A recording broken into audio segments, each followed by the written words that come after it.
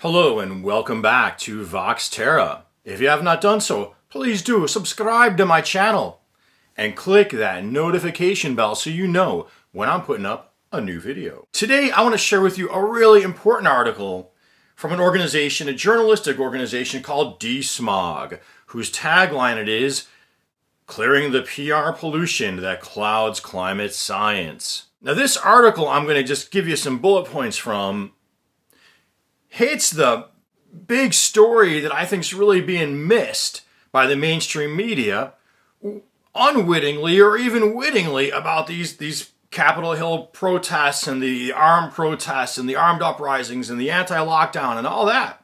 The title of the article is "Climate Deniers Moved Rapidly to Spread Misinformation During and After the Attack on the U.S. Capitol" by Sharon Kelly, January 8th, 2021.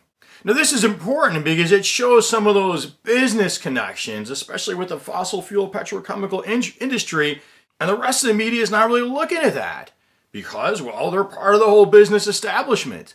But that angle is the angle that would really wake people up. So from the article, prominent climate science deniers moved rapidly to spread false and misleading conspiracy theories online during and after the attack on the U.S. Capitol by Trump supporters this week.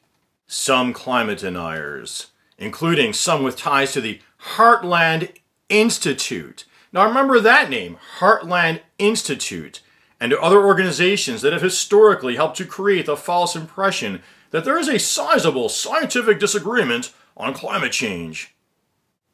Also directly expressed support for the attackers and called for more violence. So two lessons here. Two lessons. People pool money into these think tanks to spread disinformation to protect their business interest, and then wrap themselves in false patriotism to get average people to buy in, and use violence as the final stopping point to protect that industry. Now the article quotes from one of those places, "Striking fear in politicians is not a bad thing," the @ClimateDepot Twitter account tweeted on the afternoon of January 6th in a message describing the Capitol as then under siege. Again, from that Twitter feed from the article, "What's needed next is mass protests to storm state capitals and the CDC to end COVID lockdowns once and for all." Now look, if you're one of those people fed up with COVID lockdowns, okay, sure, I get it. But instead of thinking, how do we just get back to business as usual and spread a disease, think maybe we should change the system. The @ClimateDepot Twitter account, created in April of 2009, is held by Mark Morano, and I don't like saying people's names, but it's really going to just ruin the flow of this story if I don't do it that way. The communications director for the Committee for a Constructive Tomorrow, or CFACT. That's another organizational name you should commit to memory. A Washington, D.C. based think tank with a history of receiving funding from ExxonMobil and the conservative, so-called conservative, dark money organization called Donors Trust. Now, two key points from that paragraph, right? It's a DC think tank, and they're getting money from Exxon, and then untraceable or dark money. We don't know where the money's coming from. So average people who are, in my opinion, sort of tricked into supporting this stuff are told they're standing up to DC. I've seen it on friends' Facebook pages, okay, showing some really kind of scary, militaristic looking stuff about DC, this and that. But look, this think tank promoting support for the armed uprising is getting money, or has gotten money, from ExxonMobil, a big global corporation. That's another thing. They think they're being taught they're anti-globalist. A global corporation money, and there are global corporation and dark money. You don't know where it's coming from, and they're in DC. Morano, or the CFACT communications director, also serves as the executive director of CFACT's Climate.com website, which, as Desmog database profile puts it, regularly publishes articles questioning man-made global warming. Now, by man-made global warming, just talking about the dumping of billions of tons every year of known heat-trapping gases to the excessive burning and use of fossil fuels. Billions of tons. We burn lakes and oceans of fossil fuels. It's going to do something. And furthermore, all the denial aside, it's bad for you to breathe in. Now, out of fairness, the article also points out many fossil fuel industry groups immediately condemn the insurgency, but they're pointing out how some of these longtime climate deniers were also supporting it.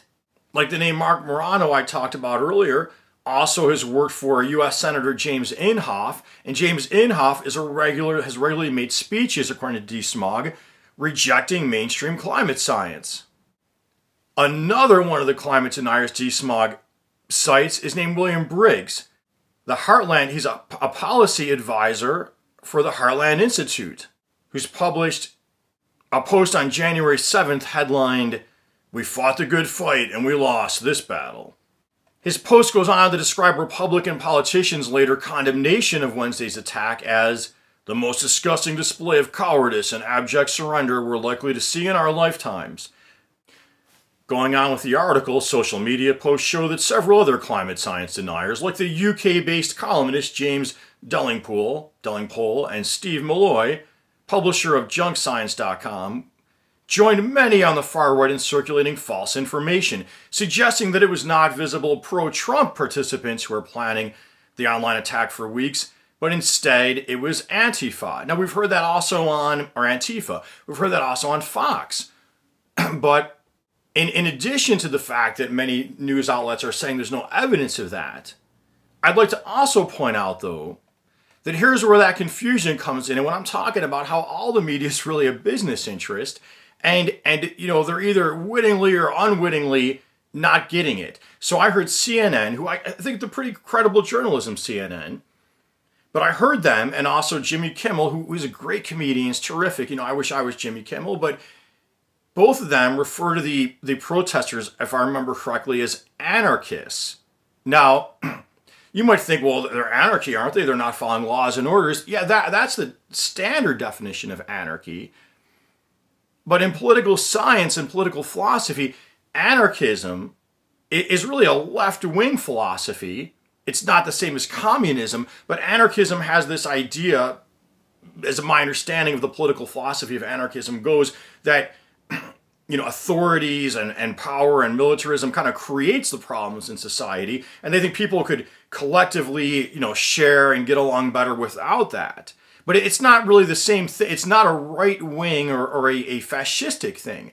Fascism is more aligned with, protecting certain business interests from anarchists and communists, or from getting their money taken away by those groups, and then using conservative beliefs or a conservative social veneer to get buy-in from average people. So yet the media is calling them anarchists, when really anarchists are the opposite of fascism. And I think that's a problem, because they're muddying the water. The article goes on to quote Melissa Ryan, author of the Control Alt Right Delete weekly newsletter. The goal isn't necessarily to convince anyone of anything. The goal is to sow as much confusion that it's actually hard for people to tell the truth from fiction. Ryan, who has previously written about interactions between climate deniers and QAnon conspiracy theorists. And the article goes on to point out President Trump himself may be the world's best known climate science denier. So that last quote I thought was important about sowing confusion, because if you listen to climate deniers, really that's what it is, just a constant shifting of arguments. There's no climate change. There is climate change, but it's caused by anything but fossil fuels. Or there is climate change, and maybe it's caused by fossil fuels, and it's not so bad. It's a constant shifting of arguments to create confusion. And it all comes down to protecting business as usual, wrapping itself in a false patriotism. Remember, it was Mark Twain was quoted as saying something like, patriotism is the last refuge, often the last refuge of the scoundrel. And even the so-called liberal media overlooks that connection, I believe because of their ties with the business interests. But again, I'm not saying they're not good journalism and they have some standards compared with just anybody saying anything. I hope you found this video helpful. If you did, please subscribe to my channel. Click that notification bell so you know when I'm putting up a new video. Like, comment, and until next time, peace be with you.